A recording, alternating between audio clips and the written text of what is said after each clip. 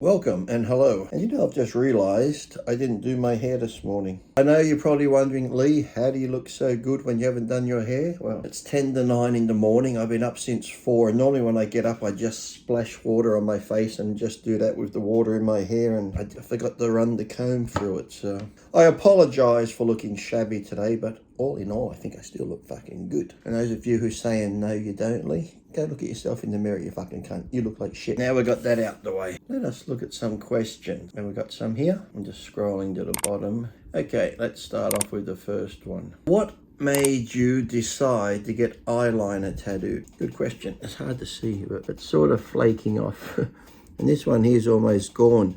Because I sort of oily skin, and anyone that gets tattoos knows when you put tattoos on, if your skin is sort of oily, or when you get normal tattoos here, if it bleed, it pushes the ink out. And sometimes when your eyes water, it can sort of push it out. So eyeliner getting tattooed on is hit and miss. That's why I got an eyeliner pencil. And it's, sometimes it might look like it's gone, because if you got tattoos too also, when you get a tattoo, a bit later it goes flaky and flakes off and it looks like crap, but once the flakiness is gone, the tattoo comes back. So I have to wait and see. If it didn't take again, then I just used eyeliner pencil. But what made me do it? Generally when I get dressed up as Batman, to wear the Batman mask, I gotta like put my black around the eyes. So when you got the mask on, you just see your eyes and not the white skin. So when I get dressed as Batman, then I would wash all the makeup off. There was always a bit left on the eye, and I thought, that looks pretty cool. And some people go, hey, that looks pretty cool. So I figured, why not just get it put on? The eyeliner tattoo I thought would be easy, because sometimes when I get up at 4 a.m, so by 4:30, I'm trying to put the eyeliner with a pencil on. Sometimes I poke myself in the eye and so I just thought it would be easier if it was permanently there. I wouldn't have to worry about the pencil, would I? So that's pretty much the reason why. And plus I do it because when I said I was going to do it, it annoyed that many people. It gave me great enjoyment. It's like when I used to wear nail polish. I paint my nails black, or just one nail, then I did them all, and you would not believe how that became a topic of conversation. So I figured to myself, how fucked up are these people's lives that all they got to talk about is me wearing eyeliner or me painting my nails? Like seriously, you got nothing better going on in your day, that this is where your mind's at? And like they'd talk and comment and keep commenting all day. Then they'd comment with other people. I'm like, fuck me dead. It's like, you have no life. It's like back in the day, I'd do my hair all different colours. And even the bodybuilding magazines, do you think they would write about how I trained on my legs or this or that? No, Lee Priest was spotted at Gold's Gym with blue and red hair. Why his hair? Like, there'll be a whole story on my hair colour. Really, it's weird, isn't it, what people focus on? If you have tattoos, people will judge you because, oh, he's got tattoos, he must be in a biker's club. A bikie, a bad element of society, where maybe back in the day, I guess sailors, people who went to jail and stuff were the main ones with tattoos and that, but now everyone has tattoos. Right, that's a general statement, Lee. And let's just say a lot of people have tattoos now and they're more accepted. So you can't judge a book by its cover. Maybe back in the day, a guy wearing eyeliner and fingernails would be gay. Or back in the day, I know it was it different ears pierced or different left ear, right ear meant you were gay? I'm sure not many men back in the 50s, 60s or that had pierced ears, and then it slowly become more acceptable. So I don't know why people are so fascinated on what people do to themselves, what they wear, because if it's not hurting you, who cares? Look, I see people with tattoos sometimes and I'm like, that's a weird fucking tattoo. I'd never get that. But it's not up to me, is it? They might look at my tattoos when I had the big face tattoo and go, why the fuck would he get that? And I got a lot of mixed things. Yeah, some liked it, some didn't. But I did. So that's the thing. I see tattoos on people where it's just random. Like mine might be more tribal or mechanical looking and stuff. But generally it's stuff you like. It could be stuff that has happened in your life where you've been somewhere and you get a tattoo from just as a memento from the place you went to on a holiday, or maybe a loved one's passed and you got their name, or you got something that, I know some people say like your mother loved irises or daffodils or roses. somebody might get a rose on their arm to remind them of their mother. So I just don't think we should judge people on how they dress, what they wear, what they do to themselves, because if it's not hurting you or anybody else, who cares? And I used to have a mate. I mean, he had a beard, long hair, couldn't read or write, but he had his own business. He could build anything and make anything. But you look at him, covered in tattoos, motorbike, you'd think this guy looked like a serial killer. But yet, one of the nicest, gentlest people you'd ever meet. So what does that teach you? As I said, don't judge a book by its cover. Which is a stupid saying, because we do, don't we? We look at a book cover and go, oh, that looks good. And that's how we normally pick up the book and read what it's about. But just, if you see people who are different than you, don't judge them. Don't be scared of them. Unless they've got a gun pointed at you or they're chasing you with a knife, then maybe be a bit worried. But you shouldn't be turned off where, like I told the story once when I used to get ready for the universe. I'd go walking early in the morning. Yes, I got tattoos, the face tattoo, and because it was dark in the morning, a lot of elderly people are out walking, so as I'm walking and come towards them, they'd make a wide berth and go around me or cross the road. I win the universe. The local paper here puts me on the front page of the Newcastle Herald. There's like a big 4-page story inside about my whole life, training, winning the universe. And then guess what? I go walking the next day or the day after. The same people that avoided me are now like, oh, hi Lee, congratulations, well done on winning the universe. All of a sudden they weren't scared of me anymore.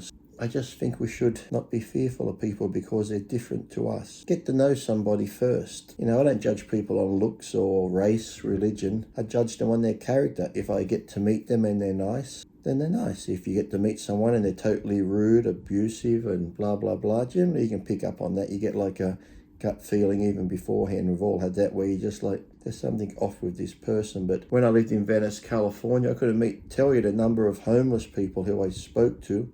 Nicest people ever. Yeah, the odd occasion you get the crazies who are fucked up on drugs and stuff, but the majority of them I would talk to and they'd be like, oh, I can't believe you talked to us. I'm like, well, why wouldn't I? You're still a human being. You know, a lot of people like that, if they're down on their luck and people like us who are doing okay ignore them, they can make them feel worse because you're treating them like they're not even human, like they're not even there. So I'd talk to them and walk to the gym and chat to them. And this one time, Powerhouse Gym was opening up and they had a big party. And I asked the Dabishers, is it okay? Because tables and tables of food. I said, when it's all over, can I invite homeless people in rather than throw the food away? He said, sure. So about 9:30 at night, there was a lineup of probably 20 homeless people out there waiting to come in and get all the food, which was great. And like I was saying, like some of these homeless people, I don't know how we're going from tattoos to fucking homeless, but were some of the nicest people. And a lot of them were just like you and me. They had a job, they had family, they had kids. Something happens with the business they're working for and stuff. They get laid off. The bills are still coming in.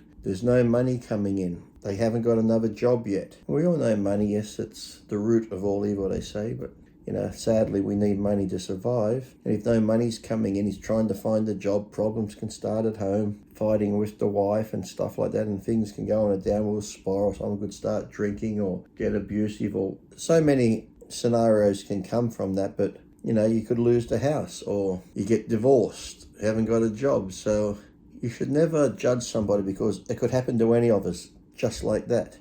You could have a great job, get in a car accident, now you're fucked up. You can't do your job anymore. Sometimes whatever benefit you're getting, if you get any benefits from being injured, doesn't cover your mortgage, doesn't cover your food bills, electricity bills, your kids' schooling. So at any time we could all end up in that situation. So just be kind to people and don't judge them on how they look. Whenever I go walking, I say hello to everybody I pass. But yet sometimes I say hello to people and I just go, like they don't say hello back. They look at you like you're from another planet. But I don't let that judge me. Sometimes I used to. I'd be like, oh, what a fuckwit. But I'm like, why should I get mad? Maybe that person's having a bad day. Maybe that person's got a lot on their mind. So I still say hello. And if they don't say hello back, that's fine. I just move on and keep walking, smiling, having a good time. So that's a whole other story, isn't it? Don't let other people judge how you feel, because we can do that. We can be in a good mood and you say hello to somebody and how they react, and you get pissed off and they could change your whole outlook on the day ahead type thing. But just stay happy, treat people with respect and kindness. Yes, some will treat you the same and some won't, but the ones that don't, Don't worry about it. That's whatever they got going on in their life, who knows? Could have lost a loved one, their animal could have died, their dog could have died, and they're just not in the right frame of mind. So yeah, but back to the eyeliner tattoo. What made me decide to get it? Because I got sick of poking myself in the eye with a pencil. Wasn't that a good answer just for that? Next question. What kind of cars do you have? I have a Dodge Nitro, done up really nice. It looks like a one of a kind. People go, what sort of car is that? A Toyota Prado, Land Cruiser. That's the one I mainly drive around everywhere. And I have a 1970 fastback Mustang, which has won me 6 trophies. And I've said to myself, I can't believe it. 30 odd years I would diet, do cardio, kill myself training to win a trophy. Now I go to the park, I get the car out, I sit there, I can eat hamburgers, hot dogs, and I still get a trophy. And I come home and I say to my wife, I won a trophy, look. And she goes, you did it, your car did. She's a fucking naysayer, isn't she? I said, but who washed the car? Who took care of the car? Me. Don't take my fucking glory away from me. I've won 6 trophies with my 1970 fastback Mustang. It's called Black Jade, the colour. It's really nice. There's a car thing on tomorrow in Newcastle I'm going to. It's like a charity event to raise money for Ronald McDonald House. I'm going to that. So yeah, that's the 3 cars I've had. But what have I had? When I lived in America, Dodge Chargers, a Lotus Esprit, because I love James Bond, so I like the Lotus, the one that went underwater. I've had a couple of 300s. I've had a Dodge Viper. I had a Dodge Viper truck. I just had a Ram 1500 V8 truck. Toyota Supras. Commodore cars here in Australia. Not sure they're similar to like the Pontiac GTO, the new one when it came to America. I've had different types of Fords, Ford Mustangs. My God, I've had that many cars. A couple of H1 Hummers, Mercedes, BMWs. I'm probably forgetting more than what I've had, but right now just them. But probably going to get rid of the Toyota because I hate moving. Where if I want to take one car out, I've got to move the other 2. But the car I would still like, one of my favourite cars, is the Aston Martin. I do love the Aston Martin Vantage S or whatever. The DB9, yeah. The newer Astons I'm not really into. They look nice, but they look a bit more futuristic. I prefer the older one. So, yeah, that's what I have. And another question. What are your favourite Christmas movies? Die Hard. No, Die Hard is not a Christmas movie. Even Bruce Willis said Die Hard is not a Christmas movie. There's that one, It's a Wonderful Life, isn't it? With Jimmy Stewart, whatever. Old black and white one. Don't really like it, but it's always on every Christmas. They always put the religious ones on. Christmas Story. Scrooge, it's always on. Yeah, it's been done too many times. But I think my favourite Christmas movie, you have like the Griswold's Vacation movie. That's funny. I wouldn't say it's my favourite. But I'd say my favourite Christmas movie is there's the original one, and then there's the newer one. I think Dylan McDermott's in it. He used to train at the gym. Nice guy. It's A Miracle on 34th Street. I'd probably say that's my favourite, the newer version one, where there is a Santa Claus, where they, the little girl believes in Santa Claus and they're trying to say Santa Claus isn't real or people think he's not real, so they go to court to prove that Santa Claus is real. So I'd say A Miracle on 34th is my favourite Christmas movie, but there is another one that's my favourite that I haven't watched for a long time, Bad Santa with Billy Bob. I know they're both different. One's a nice, loving family story, and the other one is rude and crude. So there you go. A Miracle on 34th Street and Bad Santa. I'm sure there's a ton of Christmas movies I know out there, but they're the 2 that spring to mind. But I just like A Miracle on 34th Street because it's a nice movie with a nice message in it. And then I like Bad Santa because it's nothing but pure filth, swearing and stuff like that.